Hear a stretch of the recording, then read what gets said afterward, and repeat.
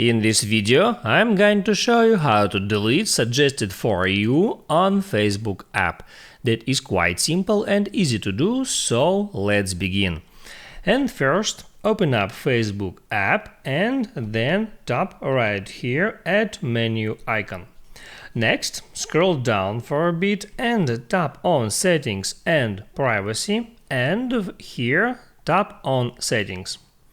Then scroll down for a bit until you find Location, and here at Location Services, here you can see that this option is set to Never. That's exactly what you need to set up this option, and this option controls by your device settings. So if in your case it says not never but something else, all you have to do is hit here on go to device settings, then iOS settings, and there it opens up Facebook settings, and here at the very top you can find location permissions for Facebook app. You can tap on it, and from here you can check mark this option to never. That's it. If this video helped you out, don't forget to like and subscribe.